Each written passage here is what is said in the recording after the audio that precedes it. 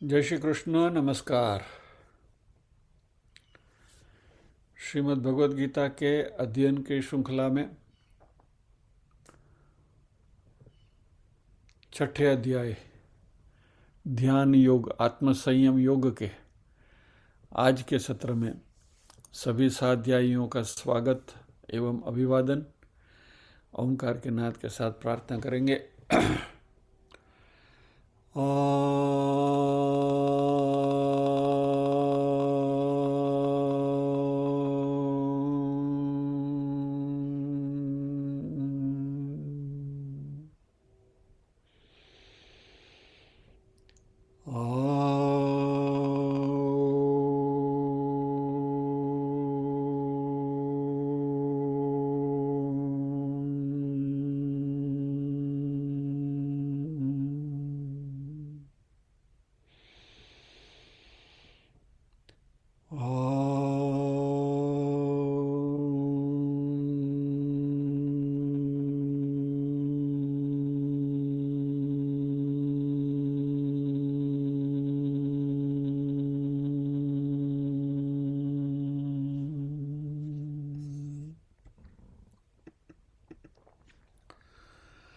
वक्रतुंड महाकाय सूर्यकोटिसमप्रभ निर्विघ्नं कुरु मे देव सर्वकार्येषु सर्वदा।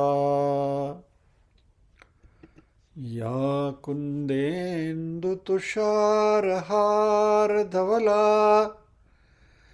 या शुभ्रवस्त्रावृता या वीणावरदण्डमण्डितकरा या श्वेतपद्मासना या ब्रह्माच्युतशङ्करप्रभृतिभिः देवैः सदा वन्दिता सा मां पातु सरस्वती भगवती निःशेषजाड्यापहा।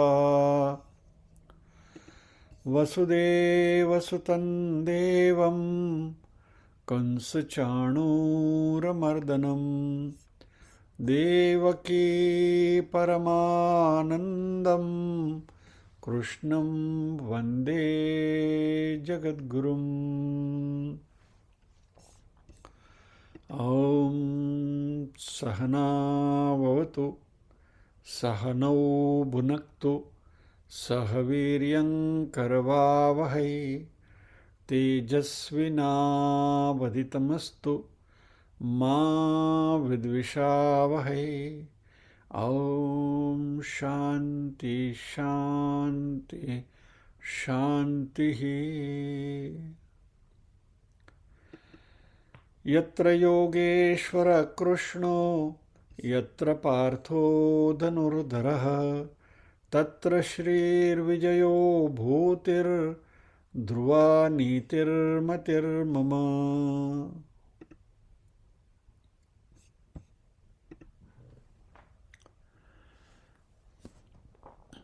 पारायण के लिए निर्वेन से अनुरोध करेंगे। 5 श्लोक 1 से 5।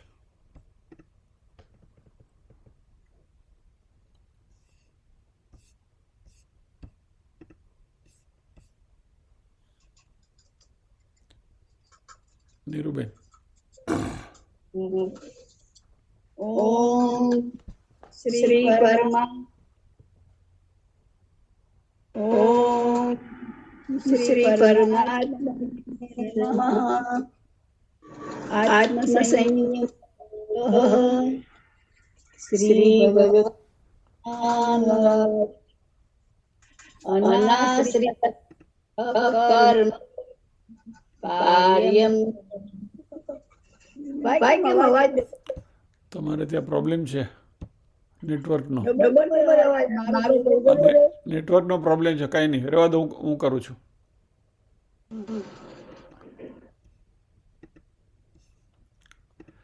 नीरूबेन का नेटवर्क का प्रॉब्लम है तो वो गूंज रहा है आवाज।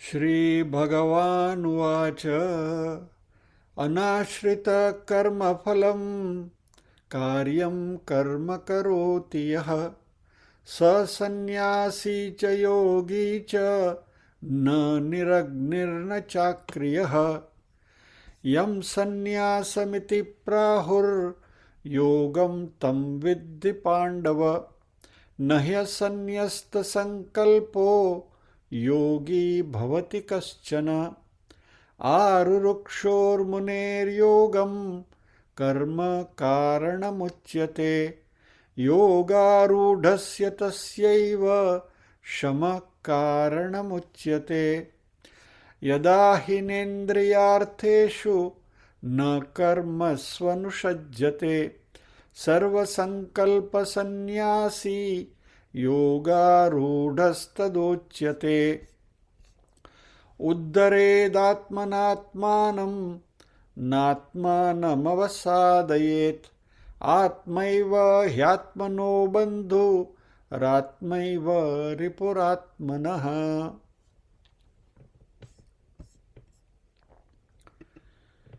इसमें प्रवेश करने से पहले आदेशानुसार श्राद्ध की बात करनी है।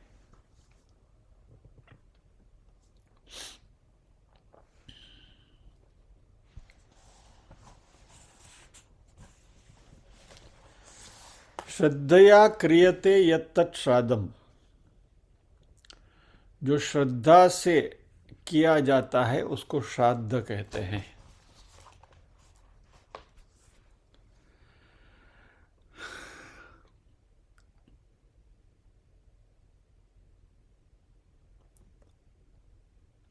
श्राद्ध कोई अशुभ घटना नहीं है या तो कोई अशुभ चीज नहीं है।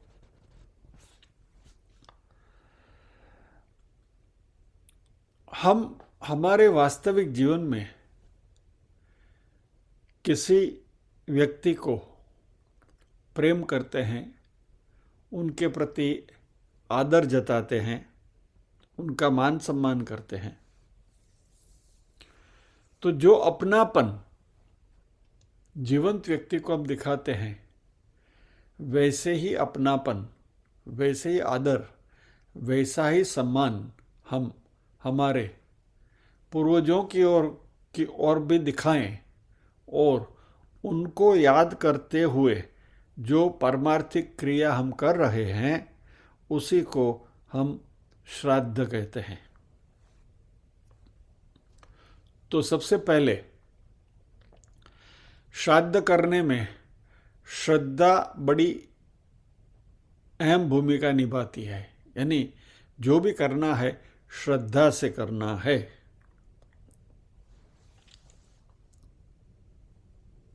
क्योंकि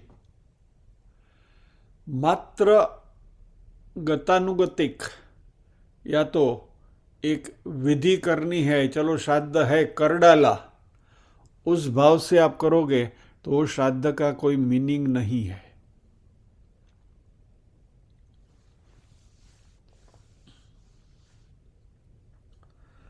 हमें हमारे पूर्वजों का स्मरण हमेशा के लिए होना चाहिए।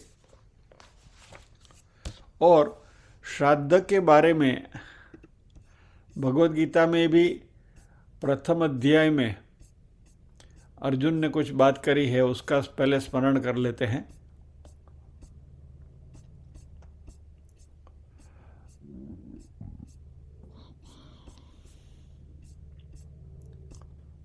आगे बढ़ने से पहले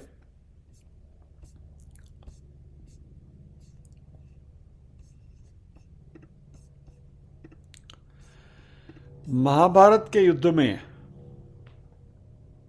जो बड़ी हिंसा होने वाली है और युद्ध में कई लोग मारे जाएंगे, इस बात को भगवान के साथ चर्चा करते हुए अर्जुन कह रहे हैं कि युद्ध में लोग मारे जाएंगे, क्योंकि युद्ध में जो सैनिक है सारे पुरुष हैं, तो सारे पुरुष मर जाएंगे। उनकी विधवा स्त्रियां जो है वो अधर्म में प्रवृत्त हो जाएंगी। उनकी वजह से कुल की जो स्त्रियां हैं वो प्रदूषित हो जाएंगी, और ऐसी प्रदूषित स्त्रियों से वर्ण संकर प्रजा उत्पन्न होगी, यानी नालायक प्रजा उत्पन्न होगी। और ऐसी जो वर्ण संकर प्रजा है, संकरो नरका एव कुलज्ञानाम कुलस्य च पतंति पितरो येषाम लुप्त पिंडोदक क्रिया, यानी ऐसी वर्ण संकर प्रजा, नालायक प्रजा, जो अपने पितरों का स्मरण नहीं करेंगे और कुल की हानि करेंगे, कुलज्ञानाम, कुल की हानि करने वाले ऐसे लोग, लुप्त पिंडोदक क्रिया, पिंड की क्रिया नहीं करेंगे, यानी कि श्राद्ध की क्रिया नहीं करेंगे, और ये शाम इसकी वजह से पितरो पतंती, पितरों का पतन होगा। तो सबसे पहली बात भगवत गीता के इस श्लोक से हमें पता चलता है, जो अर्जुन भगवान से कह रहे हैं कि मुझे युद्ध क्यों नहीं करना है, क्योंकि इसके ये कंसिक्वेंसेस हैं। यानी यदि श्राद्ध की क्रिया हम नहीं करेंगे तो हमारे पितरों का पतन होता है। अभी जैसे हमने बात करी कि श्रद्धा से श्राद्ध करना है, और जिनके प्रति हमारा आदर है, जिनको मान सम्मान देते हैं, यदि उनका पतन हो, ऐसा तो हम कभी नहीं चाहेंगे। इसलिए श्राद्ध की क्रिया करनी ही है, करनी ही चाहिए। इसमें देयर इज नो कंसेशन। हमारे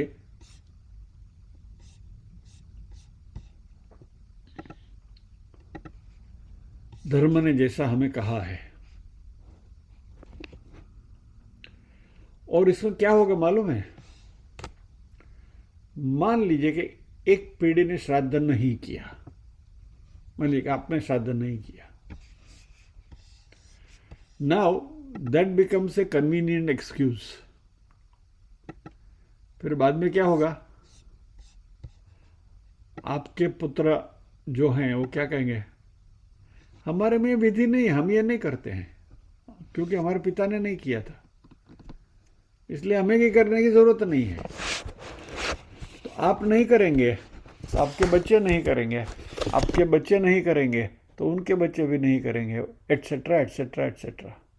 और जैसे अर्जुन ने कहा कि इस तरीके से श्राद्ध की क्रिया नहीं करेंगे तो उनके पूर्वजों का पतन होगा, पितरों का पतन होगा, और कभी न कभी हमको भी मरने के बाद इस पितृलोक में ही जाना है। तो आज भले ही हम यहाँ हैं, लेकिन मृत्यु के बाद हम भी पितृ ही कहलाएंगे। और यदि हमें हमारा पतन नहीं आमंत्रित करना, या तो नहीं हमें नहीं पतित होना है, तो हम स्वयं श्राद्ध करें और हमारे बच्चों को भी सिखाएं कि भाई ये जरूरी है।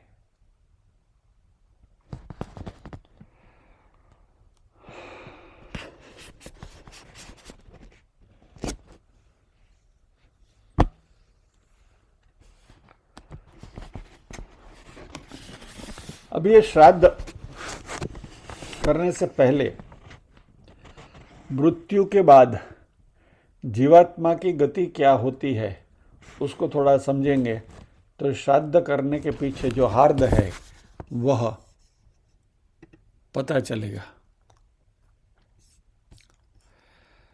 आप सभी से मेरी एक नम्र विनंती है कि एक बार क्लास शुरू होने के बाद नो क्रॉस टॉक्स एनीवेयर। कोई भी इंपॉर्टेंट काम है निपटा लीजिए, क्लास में बैठने के बाद नो क्रॉस टॉक्स। आपकी सबकी मुंडी मुझे दिखनी चाहिए, ऐसे टेढ़ी मेढ़ी नहीं होनी चाहिए, स्ट्रेट, अटेंटिव, फोकस्ड। ये कुछ शिस्त जरूरी है। एनीवे,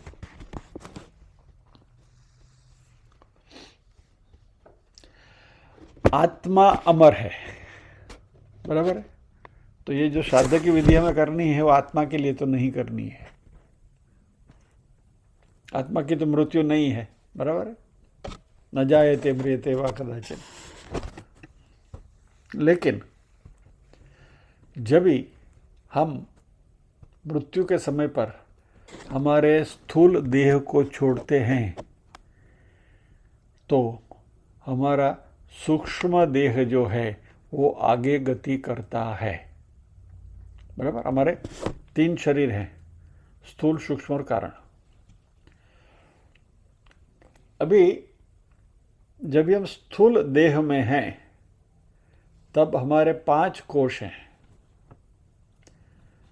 सबसे बाहर का अन्नमय कोश, उसके अंदर प्राणमय कोश, उसके अंदर मनोमय कोश, उसके अंदर चौथा विज्ञानमय कोश और उसके अंदर 5वां आनंदमय कोश, बराबर।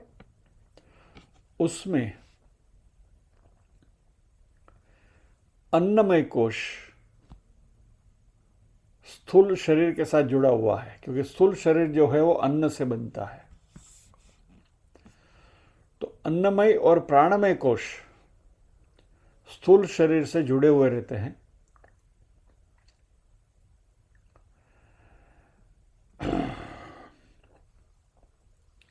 आगे चलते हुए आनंदमय कोश जो है वो कारण शरीर से जुड़ा हुआ रहता है।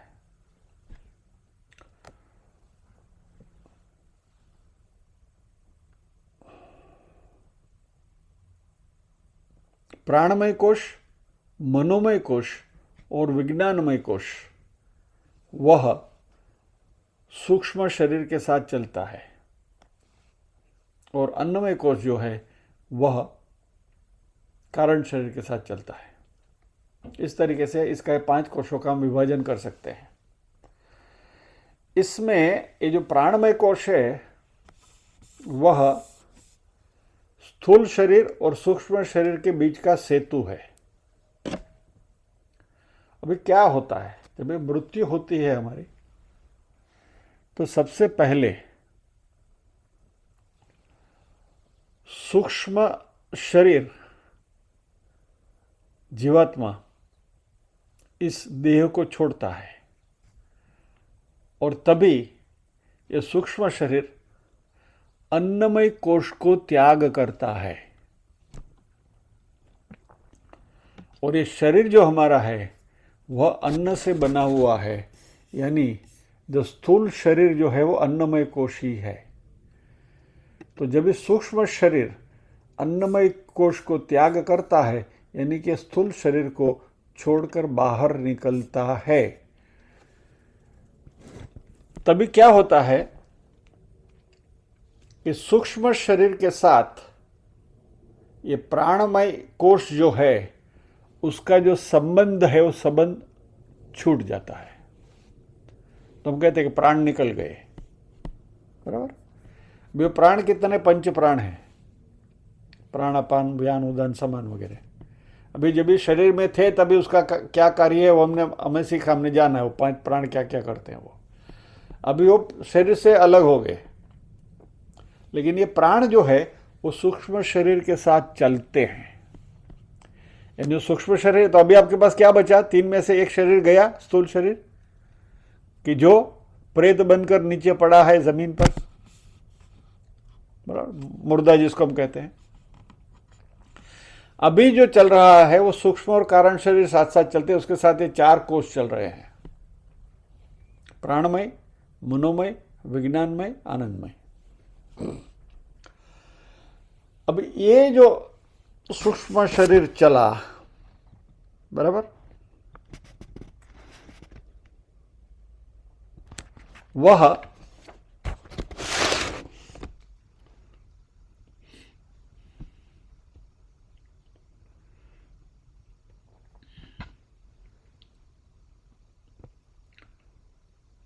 ऊपर जाता है और ये जो प्राणमय कोश है उसको सूक्ष्म शरीर से अलग होने में 1 साल लगता है। सबसे पहले तो ये सूक्ष्म शरीर स्थूल शरीर छोड़कर 13 दिन तक जहां मृत्यु हुई है उस स्थल पर वो मंडराता रहता है। जो डेड बॉडी है उसके इर्द गिर्द वो मंडराता रहता है, क्योंकि सूक्ष्म शरीर को भी स्थूल शरीर जल्दी छोड़ना नहीं है, क्योंकि वासनाएं हैं हमारी, और हमारी वासनाओं को तृप्त करने के लिए स्थूल शरीर की आवश्यकता है। इसलिए ये वासनाग्रस्त सूक्ष्म शरीर भी स्थूल शरीर को इतना जल्दी छोड़ना नहीं चाहता, तो क्या करता है, 13 दिन तक वह यह स्थूल शरीर के ऊपर मंडराता रहता है। और फिर फाइनली उसको पता चला कि अभी मैं इसको छोड़ना ही पड़ेगा, इसके अंदर अभी वापस दोबारा प्रवेश करने की गुंजाइश नहीं है, तो फिर अपनी आगे की गति पे चलता है और फिर वो यमदूत वगैरह उनको ले जाता है जहाँ ले जाना है वहाँ। तो भाई ये जो शरीर है ये हमारा सूक्ष्म शरीर है। अभी इसमें 4 कोश बचे, अन्नमय को छोड़ दिया। अभी ये जो शरीर आपका घूम रहा है वो 1 साल तक घूमता रहता है वातावरण में, और 1 साल के अंदर अंदर वह प्राणमय कोश को पूरा पूरा त्याग देता है और वो ये पंचमहाभूत में विलीन हो जाता है, प्राणमय शरीर कोश। और जब भी ये प्राणमय कोश विलीन हुआ तो अभी तक वो प्रेत है, वो प्रेत नहीं, यानी सूक्ष्म शरीर प्राणमय कोश को लिए चल रहा है, उसको प्रेत बोलते हैं, इसको प्रेत योनि बोलते हैं। That's a temporary phase for 1 year. वहां से यह प्राणमय कोश को छोड़कर मनोमय कोश, ज्ञानमय कोश और आनंदमय कोश के साथ ये सूक्ष्म और कारण शरीर चलते हैं, और फिर वो वहां से पितृलोक में जाते हैं। तो अभी ये जो शरीर आपका है जिसमें मात्र 3 कोश बचे हैं, मनोमय, विज्ञानमय और आनंदमय, ये पितृ है। तो मुर्दा, फिर प्रेत और फिर पितृ, और फिर उसमें से आगे अहंकार वगैरह निकल गया, फिर आपकी गति होती है, वो जो आगे की गति है वो अलग है। तो हमें जो बात करनी है वह यह सूक्ष्म शरीर जो प्रेत के रूप में है, यानी प्राणमय कोश को साथ लिए घूम रहा है,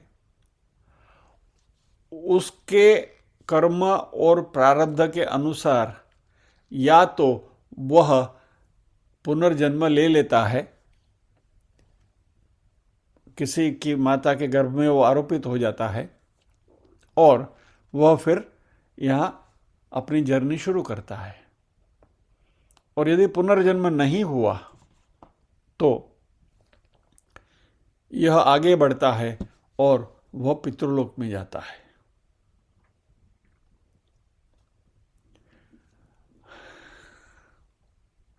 गायत्री मंत्र में ओम भूर्भुवः स्वः बोलते हैं ना, तो पहला है भू, पृथ्वी, उसके बाद में जो भुवः है वो ये प्रेत घूमता है इसमें, और जो स्वः है वो देवलोक है, कि जहाँ पितृ जाते हैं, और वो देवलोक में या तो यू आर इन द पितृलोक और यू आर इन द देवलोक। सो 3 लोक है हमारा, ओम भूर्भुवः स्वः। सो भू में हम हैं, ये शरीर है, जड़ है ये शरीर, उसके ऊपर भू में सूक्ष्म शरीर अलोंग विद प्राणमय कोश, और प्राणमय कोश को छोड़ दिया तो फिर वो स्वह लोक में जाता है। अब ये स्वह में या तो यू आर इन पितृलोक और यू आर इन देवलोक, दो में से एक होता है। आपके जैसे कर्म होते हैं वो हिसाब से। अभी इसलिए इस पितृ को हम याद करते हुए हम उनकी मृत्यु की तिथि के दिन भी हमें श्राद्ध करना चाहिए, जिसको वार्षिक श्राद्ध कहते हैं, बराबर। और यह 1 साल, क्योंकि ये प्रेत योनि में है और 1 साल के बाद वो पितृ योनि में जाएगा, तो जब तक वो प्रेत योनि में है तब तक वो पितृ नहीं हुआ। इसलिए यह जो श्राद्ध का पखवाड़ा है, 15 दिन का श्राद्ध है, उसमें हम उनका श्राद्ध नहीं करते, क्योंकि अभी वो पितृ बने नहीं है, वो प्रेत है। तो आपको मालूम है कि मृत्यु के बाद 1 साल तक श्राद्ध नहीं किया जाता, और मृत्यु के 1 साल के बाद हम बोलते हैं कि श्राद्ध में भेड़विया पड़े ना, श्राद्ध में उनको शामिल करते हैं श्राद्ध पक्ष में, क्योंकि अभी 1 साल के बाद वो प्रेत नहीं है, वो पितृ बन गए। So this is the meaning of it. तो हमें प्रत्येक वर्ष मृत व्यक्ति की जो मृत तिथि है उस तिथि को भी उसका श्राद्ध करना है, और जब वो पितृ बन जाते हैं तो यह वार्षिक श्राद्ध तो करना ही है उनकी मृत्यु तिथि पर, लेकिन ये पितृपक्ष में भी वो तिथि के दिन उनका हमें श्राद्ध करना चाहिए, ऐसा शास्त्रों का विधान है। अभी जैसे हमने कहा कि यह जब भी प्रेत योनि में सूक्ष्म शरीर भटकता है, तभी या तो उसका पुनर्जन्म हो जाता है और या तो वो पितृलोक में जाता है, और वो पितृलोक में से भी वो देवलोक में भी जा सकता है। उसके अच्छे कर्म है, पुण्य कर्म है, तो आप देवलोक में, स्वर्ग में चले जाओगे। दैट इज ओम भूर्भुवः स्वः, स्वर्ग लोक में चले गए आप। तो या तो यानी भुव में जो भटक रहा है या तो भू में आएगा या तो स्व में जाएगा। तभी भू में भी आएगा और स्व में भी चला गया, तो उसका श्राद्ध हम क्यों करें? अभी तो ऑर्बिट में है नहीं। वाई शुड बी परफॉर्म श्राद्ध फॉर, ऐसी जीवात्माओं के लिए हम श्राद्ध क्यों करें?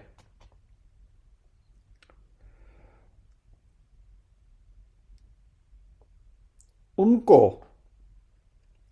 यजुर्वेद के एक मंत्र में कहा गया है कि यद दत्तम यद परादानम यद पूर्तम याश्च दक्षिणाः तदग्निर्वैश्य कर्मणः स्वर्देवेषु नो ददत्। यानी श्राद्ध में पितृओं के निमित्त से जो दान पूर्ति दक्षिणा वगैरह जो दी जाती है, वह तेजो रूपी परमात्मा के द्वारा स्वर्ग वगैरह लोक में देवादि योनियों में पहुंचाई जाती है। इसके लिए पूरी मैकेनिज्म है। अभी मैकेनिज्म क्या है उसको भी थोड़े समझे। यह जो हमारा विश्व है वह 3 एंटिटी से उसका नियमन हो रहा है, और वो 3 एंटिटी है यम, अर्यमा और इंद्र। ये 3 लोग इस विश्व का संचालन करते हैं। 3 एंटिटीज, ये 3 प्रधान देवता है। उनमें यह जो भूर्लोक है हमारा, पृथ्वी लोक है, तो हमारे ऊपर और मृत्यु होने के बाद 1 साल तक जो हम भटकते हैं, वो समय अवधि में हमारे ऊपर यम का शासन रहता है। यानी we are under the control of Yama. अभी 1 साल के बाद जब हम पितृलोक में चले गए, तो पितृलोक में हमारे ऊपर अर्यमा का शासन होता है।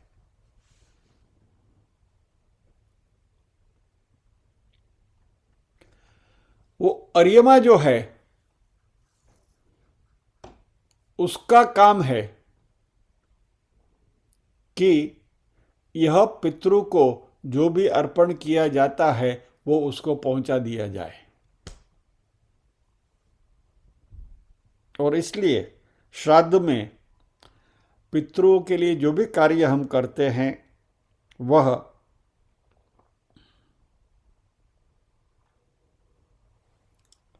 उन्हें इस तरीके से पहुंचाया जाता है।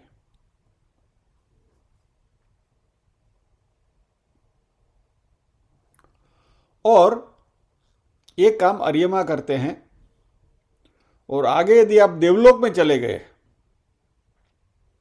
तो जो श्राद्ध में आपने अर्पण किया है उसको अमृत में कन्वर्ट करके देवलोक में पहुंचाया जाता है आपके पितृ को। यदि आपके पितृ देवलोक में चले गए तो ये अर्यमा, ये जो श्राद्ध का जो आपने दिया हुआ है वह लेकर, is kind of A courier, वह देवलोक में उसको अमृत के रूप में उसको अमृत में कन्वर्ट करके देवलोक में आपके पितृ को पहुंचाता है।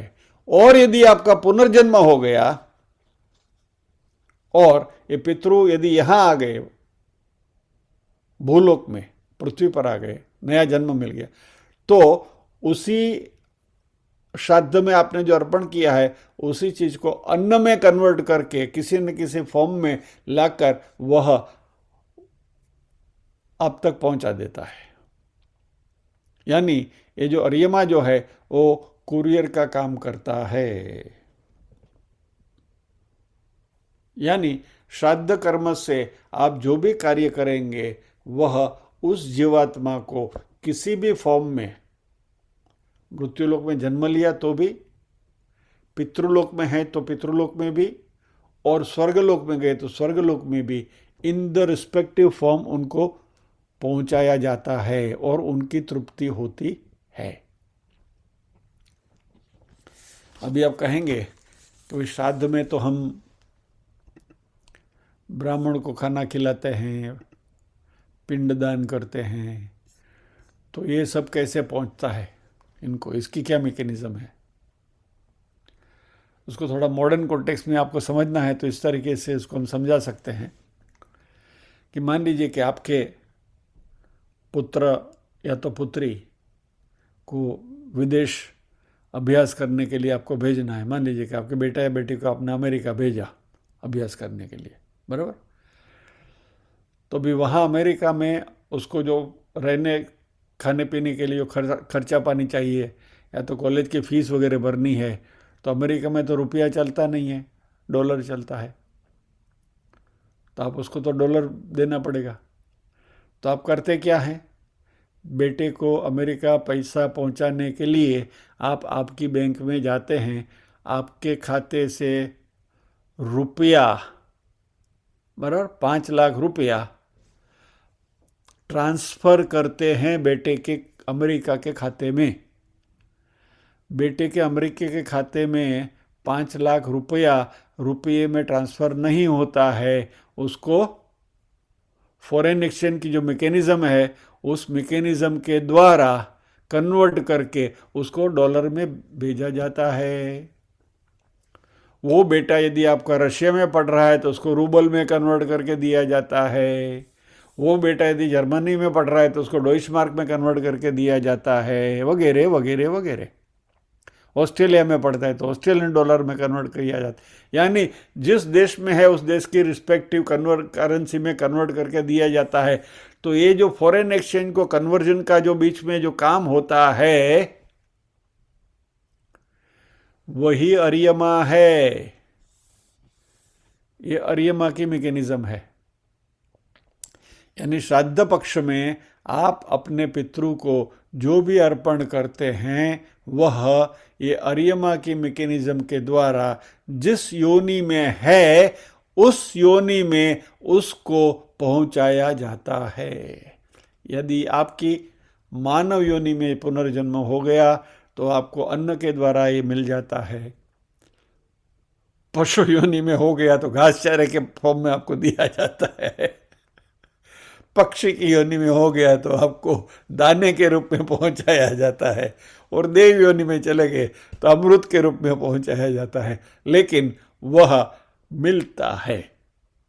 यानी अर्यमा की मैकेनिज्म के द्वारा ये रिस्पेक्टिव योनि में उस जीव को पहुंचाया जाता है।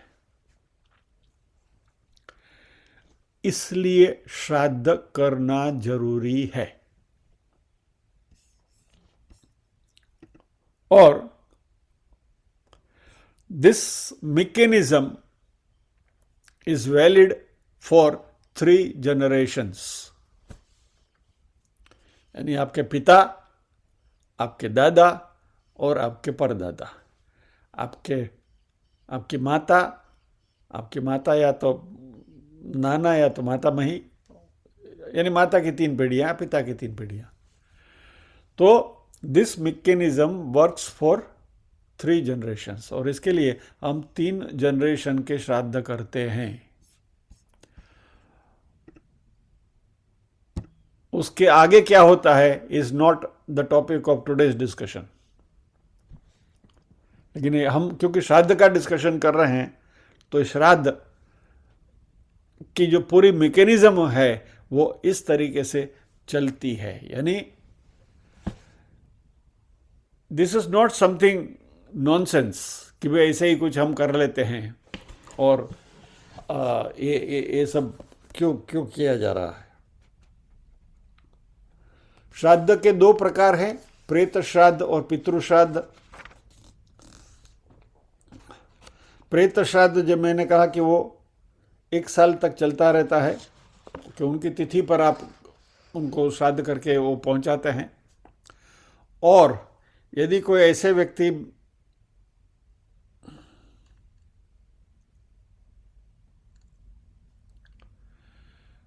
दूसरा एक प्रकार जो है नारायण बलि, जिसको नारायण बलि बोलते हैं अपभ्रंश में, और नारायण बलि की विधि के द्वारा भी ये प्रेत श्राद्ध किया जाता है। दैट इज फॉर 1 ईयर, वो जो प्रेत योनि में है तब तक। अभी उसके बाद में जो पितृ श्राद्ध है उसकी हम बात कर रहे हैं, ये जो 15 दिन में हम करते हैं वो।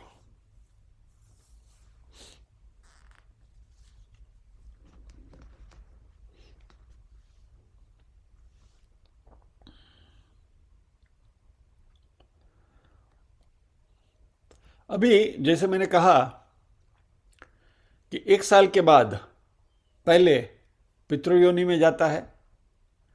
यदि उसकी वासना बहुत प्रबल है, उस जीवात्मा की संसार के भोग भोगने की वासना यदि तीव्र है तो उसका पुनर्जन्म होता है। और यदि उसकी वासना तीव्र नहीं है, इच्छाएं बहुत कम हो गई है, तो आपकी जर्नी आगे की शुरू होती है। फिर वो स्वर्ग लोग, फिर वहाँ से ब्रह्म लोग वगैरह जाकर मुक्ति तक आप चले जाते हैं। तो पॉइंट नंबर 1, हम पितृ बने उसके पहले, यानी पहले तो हम ये हैं, मनुष्य हैं, फिर प्रेत बनने वाले हैं। मृत्यु के बाद 1 साल तक प्रेत योनि में रहेंगे और वहाँ से फिर पितृ योनि में जाएंगे। तो प्रेत योनि में से वापस आना है या आगे जाना है, यह हम डिसाइड कर सकते हैं। आगे जाना है ना, निर्वेन बोलते हैं आगे जाना है। तो संसार के बारे में कोई भी वासनाएं जो है उसको छोड़ दीजिए। संसार की वासना जितनी रखोगे उतना वापस आना कंपलसरी है। संसार की वासना छोड़ दोगे मृत्यु के समय पर, मृत्यु तक। इसका अभ्यास अभी से करना है, छोड़ता जवानू, बराबर। ये नहीं हुआ ठीक है, कोई वांधा नहीं, चलेगा। ये नहीं हुआ, नहीं, कोई वांधा नहीं, चलेगा। It is acceptable, it is acceptable, ये चलेगा, ये चलेगा। यानी ये जो हमारे जो पूर्वग्रह और जो दुराग्रह से हम हमारा जीवन जीते हैं, वो जो हमारा भौतिकता के साथ जो बॉन्ड है, उस बॉन्ड को थोड़ा ढीला ढीला करते चलें तो ये वासनाएं कम हो जाएंगी। तो जब हम प्रेत योनि में जाएंगे, 1 साल तक भटकेंगे वहाँ, उसमें से वासनाएं बहुत स्ट्रोंग होगी ना, तो प्रेत योनि में भी ज़्यादा आपको भटकना नहीं पड़ेगा, पुनर्जन्म फौरन हो जाएगा फटक करके, क्योंकि आपको वापस ही आना है। और नहीं तो आपकी वासनाएं क्षीण हो गई हैं तो आप पितृयोनि में भी जा सकते हैं इमीडिएटली, लेकिन वो 1 साल की एक समयावधि बफर पीरियड है इसके बीच में। सो वासनाएं कम रखें, वैसे भी भगवत गीता में हम सीख ही रहे हैं, बराबर। तो इट इज़ बेटर कि ये सब भौतिक वासनाएं को हम कम करते जाएं, छोड़ते जाएं, तो इस जन्म में यहाँ भी अच्छा है। और ये वासनाएं बिल्कुल छूट गई कंप्लीटली, तो यहाँ बैठे बैठे सदियों मुक्ति हो जाएगी। फिर ये सब प्रेत पितरों की भी कोई ज़रूरत नहीं है, सीधी मुक्ति खटाक, पुनर्जन्म ही नहीं है, यू आर आउट, खेल में से ही बाहर निकल गए। ये धंधा सबसे अच्छा है यदि ये कर सके तो, वो हम भगवत गीता में सीख रहे हैं।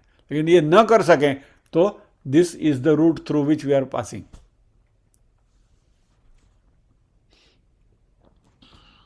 अभी इसमें पितृ श्राद्ध के भी अलग अलग प्रकार है, मैं I will not get into that.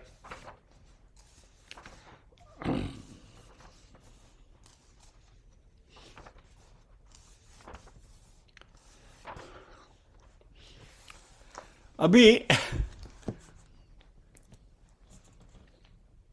ये जो श्राद्ध पक्ष हमारा है, सो 2 प्रकार के श्राद्ध हम करते हैं, वार्षिक श्राद्ध और ये भाद्रपद में जो श्राद्ध पक्ष के 15 दिन में आता है वो।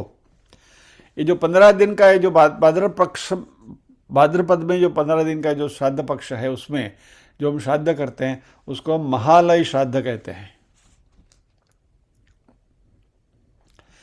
मराठी में उसको माळ कहते हैं, माळ, महालय किया जाता है उसको। नाउ ये 15 दिन क्यों, और ये भाद्रपद में ही 15 दिन क्यों? Is very interesting. साल में कभी भी हो सकता है ना, भाद्रपद के ही 15 दिन क्यों, और 15 दिन ही क्यों,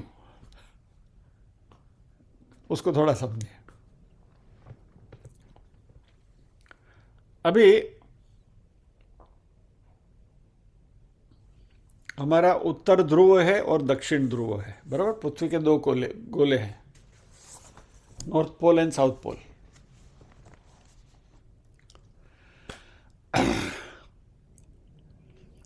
सूर्य जब भी उत्तरायण में है तभी नॉर्थ पोल में दिन रहता है और साउथ पोल में रात्रि रहती है। 6 महीने का दिन, 6 महीने का रात्रि, बराबर। और जब भी सूर्य दक्षिणायन में है तभी साउथ पोल में दिन है और नॉर्थ पोल में रात्रि रहती है। नाउ मृत्यु के बाद जब भी आप पितृयोनि में जाते हैं तो आपका प्रमोशन हो गया, और आपका और देव का फर्क इतना ही है कि देव में वासनाएं कम है और रादर स्वर्ग के सुख पाने की वासना है, ऐसा समझो, यानी कि पुण्य की वासनाएं हैं। और पितृ में इतनी प्रबल पुण्य की वासनाएं नहीं है, तो पितृलोक में है, यानी कि आप पितृ हैं। सो यदि आप देव हैं या पितृ हैं, तो जो देव हैं वह नॉर्थ पोल में रहते हैं, क्योंकि देवलोक नॉर्थ पोल में है, और जो पितृ हैं वो पितृलोक जो है वो साउथ पोल में है, बराबर। और ये देवों का और पितृओं का एक दिन, यानी हमारा 1 साल, वो हमने भगवत गीता में सीखा है, वी हैव लर्न दैट, बराबर। तो इनका एक दिन और हमारे 1 वर्ष, तो उनका एक दिन में 12 घंटे का दिन और 12 घंटे की रात्रि, राइट। तो जो नॉर्थ में जो देवलोक में जो है उनके भी 6 महीना उनका दिन और 6 महीना उनकी रात्रि, हमारे हिसाब से 12 घंटा 12 घंटे। वैसे साउथ पोल में जो पितृलोक में है वो पितृओं का भी 6 महीने का दिन 6 महीने की रात्रि, राइट। तो सूर्य जब उत्तरायण में है तभी ये दिन रात देवों के हैं, 6 महीने का दिन 6 महीने की रात। और सूर्य जब दक्षिणायन में है तभी ये पितरों का दिन और पितरों की रात्रि होती है, बराबर। तो सूर्य जब दक्षिणायन में आया तो पितरों का दिन उगा, 6 महीना सूर्य वहां रहेगा। अभी उत्तरायण में कभी आता है सूर्य? 14 जनवरी, तो वहां से 6 महीना गिन लीजिए, तो जुलाई। तो मिड जुलाई में सूर्य दक्षिणायन में आएगा रफली, तभी पितरों का दिन शुरू होता है और जनवरी तक चलेगा, बराबर। तो उनमें द सेंटर पार्ट यानी जुलाई से 3 महीना पकड़ लीजिए, तो अक्टूबर आया, जुलाई अगस्त सितंबर और अक्टूबर। तो अक्टूबर मध्याह्न हो गया और हम हमारा लंच कभी करते हैं? दोपहर को 12 बजे। तो करीब करीब ये अक्टूबर नवंबर का जो पीरियड है वह हमारे पितृओं का लंच टाइम है।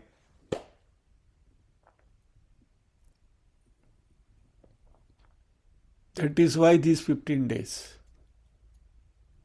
ये पितरों का लंच टाइम है, इसलिए पितरों को याद करके उनको भोजन परोसना हमारा कर्तव्य कर्म है। और इसलिए हमें श्राद्ध करना है। ये बहुत साइंटिफिक है।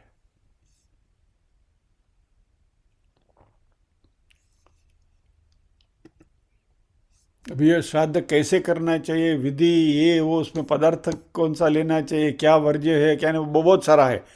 हमारे शास्त्रों ने बहुत कुछ इसमें ये किया। I am not getting into the details of it, but मोटे मोटे तरीके से हमें यह समझना है। और 3 पीढ़ी का श्राद्ध किया जाता है, पिता, दादा और परदादा।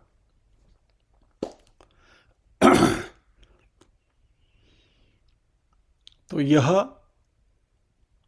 हमारा फर्ज बनता है पितरों के प्रति। और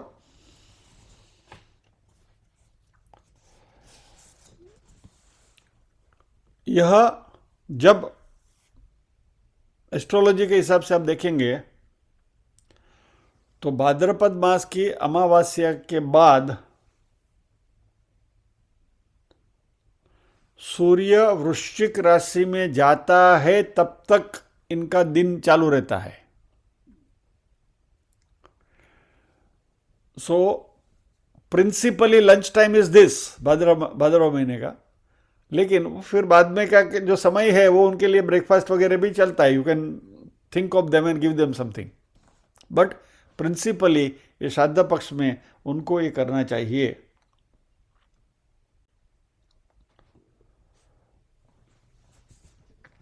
अब ये श्राद्ध करने के भी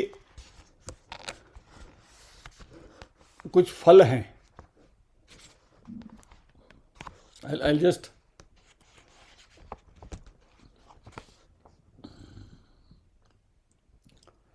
प्रतिपदा का श्राद्ध यदि आपने किया पाड़वे का, एक्चुअली 15 दिन, एक्चुअली शास्त्र के हिसाब से ये पूरे 15 दिन आपको श्राद्ध करने हैं, ऑल 15 डेज, एक दिन नहीं, यानी कि खाली एक मृत्यु तिथि पकड़ के नहीं, 15 डेज आपको श्राद्ध करने हैं।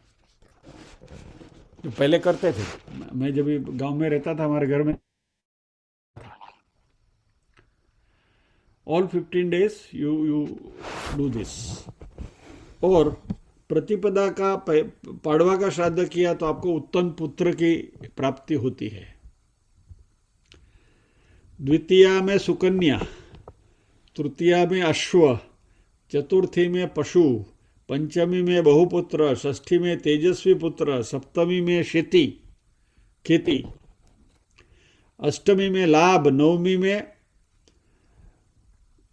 घोड़े और पशुएं, दशमी का श्राद्ध करेंगे तो गाय मिलती है, एकादशी में घर की संपत्ति मिलती है, द्वादशी में मूल्यवान वस्तु मिलती है, त्रयोदशी में प्रतिष्ठा मिलती है, चतुर्दशी का श्राद्ध नहीं होता और अमावस्या में सकल कामना होती है। इसलिए हम सर्वपितृ अमावस्या का श्राद्ध करते हैं कि हमें हमारे किसी भी पितरों की मृत्यु तिथि याद नहीं है, या तो हमें हमारे पितरों के बारे में कुछ पता भी नहीं है, तो हम अमावस्या के दिन सर्वपितृ अमावस्या करके उनको याद करके श्राद्ध करते हैं।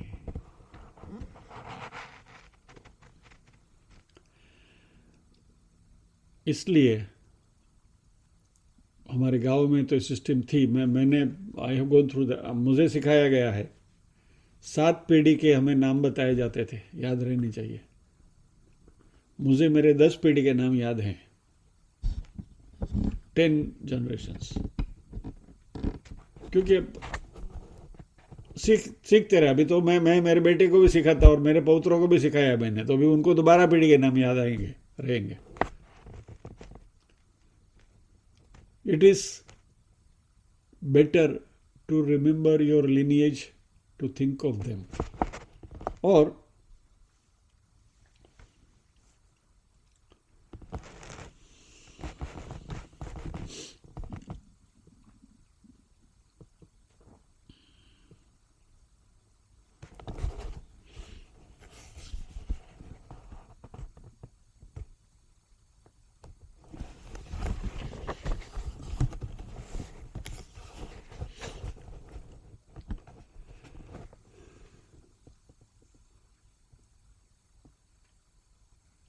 जब ये वार्षिक श्राद्ध करते हैं,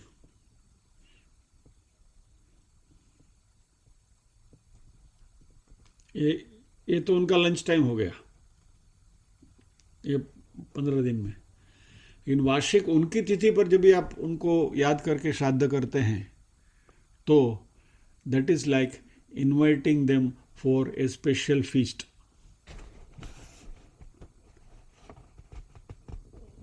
बराबर। और ऐसा हम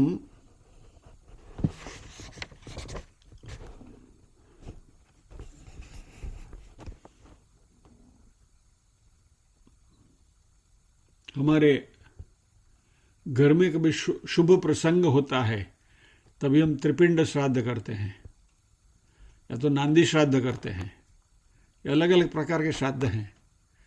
वो ये सब जो हैं, ये त्रिपिंड श्राद्ध है, नांदी श्राद्ध वगैरह जो हैं, these are all akin to giving them, remembering them and inviting them for special feast. उनके लिए एक पार्टी दे रहे हैं आप उनको, ऐसे भाव से ये श्राद्ध किया जा रहा है। So in short, just to summarize, मृत्यु के बाद अन्नमय कोश छोड़कर जड़ शरीर को हम छोड़ देते हैं, जिसको हम मुर्दा कहते हैं। बराबर। उसके आगे जो सूक्ष्म शरीर चला, बाकी के 4 कोश लेकर, उसको प्रेत बोलते हैं। प्रेत योनि में हम 1 साल रहते हैं, फिर वहाँ प्राणमय कोश छूट जाता है, बाकी के 3 कोशों को लेकर हम पितृ बनते हैं। और ये पितृ के रूप में या तो हम नॉर्थ में रहते हैं, या तो साउथ पोल में पितृ बनकर रहते हैं, दक्षिणायन में।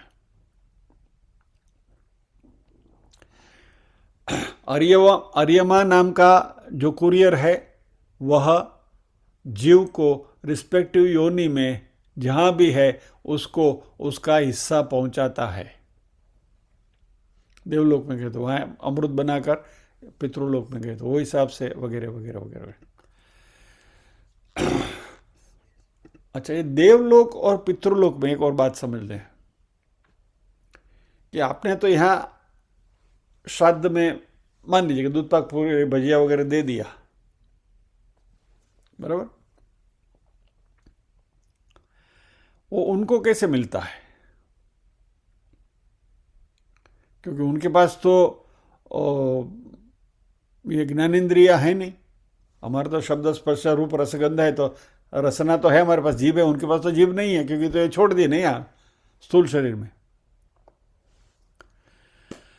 वहाँ ये पांचों इंद्रियां जो है उनके गोलक उनके पास रहते हैं, यानी कि उनका जो जो बेस है वो रहता है उनके पास, परसेप्शन करने की क्षमता रहती है। और ये शरीर छोड़ के जाने के बाद ये भोजन का स्वाद जो हम यहाँ जीभ से लेते हैं वह वहाँ घ्राणेन्द्रिय के द्वारा लेते हैं, यानी नाक से सूंघ कर उनको ये मिलता है। हवन करने के पीछे भी यही एक कारण है कि हवन में जो भी द्रव्य हम होम करते हैं वो द्रव्य वेपराइज होकर ऊपर जाते हैं, और वो रिस्पेक्टिव यानी कि देव योनि में और पितृ योनि में आपकी तृप्ति नाक के द्वारा, घ्राणेन्द्रिय के द्वारा होती है। और इसलिए जब आप श्राद्ध की वगैरह विधि करते हैं तो पुरोहित हमको बोलते हैं कि पिंड को सूंघ कर बाजू में रखो। इट इज ए आइकॉनिक कि भाई आपने पितृओं को सूंघा दिया, यानी कि जो भी आप उनको अर्पण कर रहे हैं वो।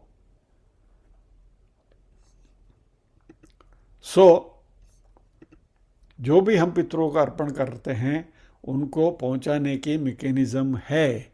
और जैसे हम बच्चों को डॉलर बेचते हैं, rupee gets converted into dollars and reaches them, similarly हम यहाँ जो भी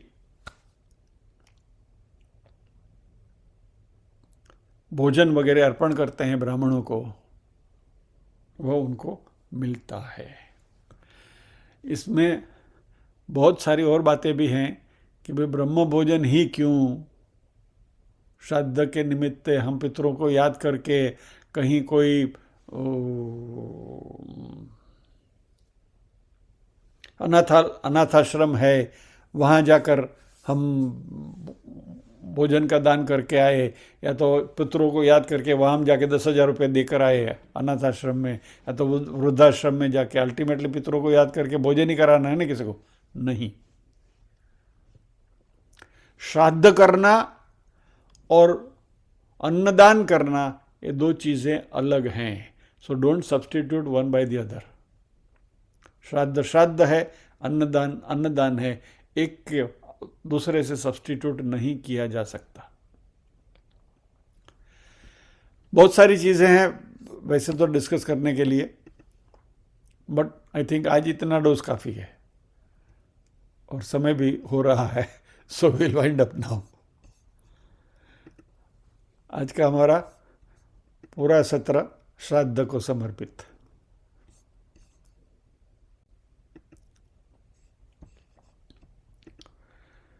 ओम असतो मा सद्गमय तमसो मा ज्योतिर्गमय मृत्योर्मा अमृतंगमय सर्वेषां स्वस्तिर्भवतु सर्वेषां शांतिर्भवतु सर्वेषां मंगलं भवतु सर्वेषां पूर्णं भवतु। लोका समस्ताः सुखिनो भवन्तु लोका समस्ताः सुखिनो भवन्तु। कर्ता हरिः कर्ता हरिः कर्ता हि केवलम्। ओम शांति शांति शांति। सभी के हृदय कोण में विराजमान परम कृपालु परमात्मा को वंदन करते हुए आज के सत्र को विराम देते हैं। अगले शुक्रवार फिर मिलेंगे अगले अध्ययन के साथ। जय श्री कृष्ण।